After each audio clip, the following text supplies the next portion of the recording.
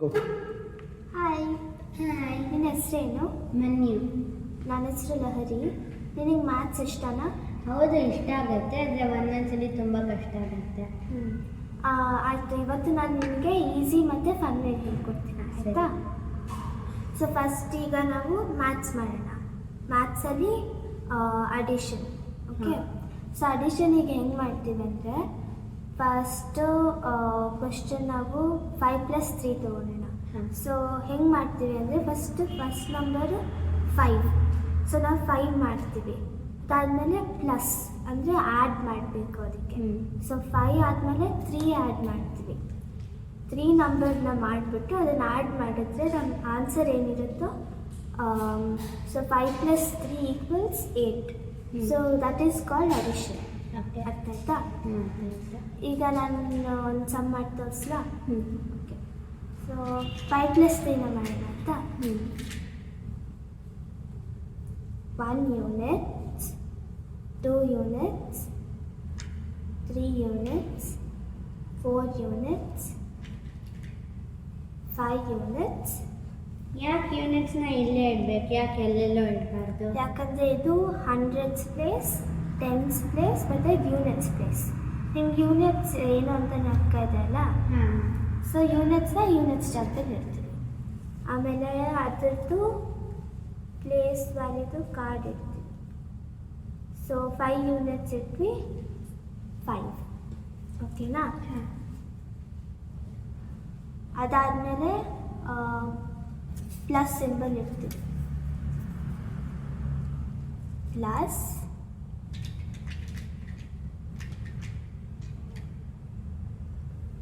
1 unit, 2 units, 3 units, 3 equals. So ಈಗ ನಾವು first number ಮತ್ತು ಸೆಕೆಂಡ್ ನಂಬರ್ ಮಾಡಿದ್ದೀವಿ. ಈಗ ಇದನ್ನೆಲ್ಲ ಒಂದು ಕೂಡಿಸಿ ಕೌಂಟ್ ಮಾಡ್ತೀವಿ, ಆಯಿತಾ? 1 units, 2 units, 3 units, 4 units, 5 units, 6 units, 7 units, 8 units. So ನಮ್ಮ ಆನ್ಸರ್ ಏನೀಗ 8. ಹಾಗೆ ಅಡಿಷನ್ ಮಾಡ್ತೀವಿ, ಗೊತ್ತಾಯ್ತಾ? ಹಾಂ. ಈಗ ನಾನು ಮಾಡಿದ್ದು ನಿಮ್ಗೆ ಅರ್ಥ ಆಯ್ತಾ? ಈಗ ನಾನು ನಿಮ್ಗೆ ಒಂದು ಕ್ವಶನ್ ಕೊಡ್ತೀನಿ, ನೀನು ಮಾಡಿ, ಓಕೆನಾ? ನಿಮ್ಮ ಕ್ವಶನ್ 7+8. ಸರಿ, okay?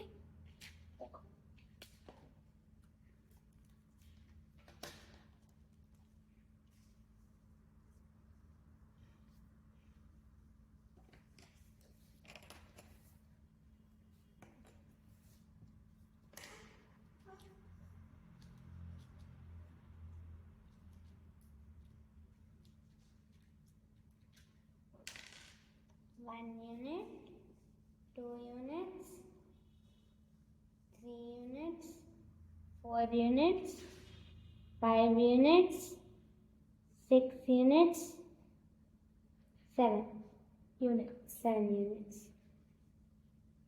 7 plus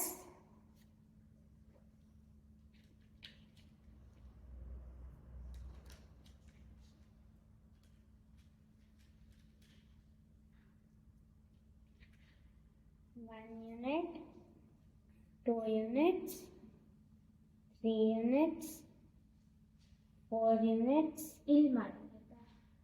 Okay.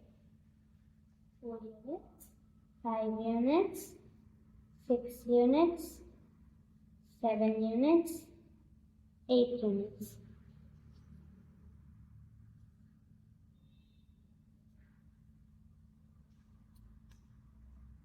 8 equals to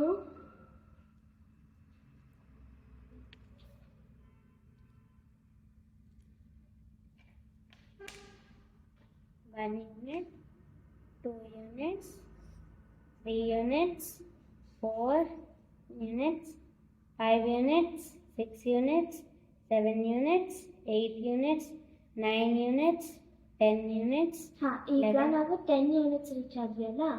ಈಗ ನಿಮ್ಗೆ ಆಗ್ತಾ ಇದೆ ಫೇಸ್ ವ್ಯಾಲ್ಯೂಲಿ ನಾವು 10 ಯೂನಿಟ್ಸ್ ರೀಚ್ ಆದಾಗ 1 ಟೆನ್ಸ್ ಬ್ಲಾಕ್ ಜೊತೆ ಎಕ್ಸ್ಚೇಂಜ್ ಮಾಡ್ಕೊತೀವಲ್ಲ?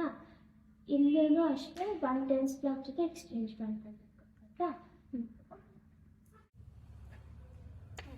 ಈಗ ಇದು ಯೂನಿಟ್ಸ್ ಪ್ಲೇಸ್ ಅಲ್ಲ, 1 10 ಸಿಕ್ಕಿದೆ ನಮಗೆ. ಸೊ ಟೆನ್ಸ್ ಜಾಗದಲ್ಲಿ ಹೋಗುತ್ತೆ. 1, 2 units, 3 units, 4 units, 5 units. 1 10, 10. For 7 plus 8 equals 15. ಅರ್ಥ ಆಯ್ತಾ? Hmm.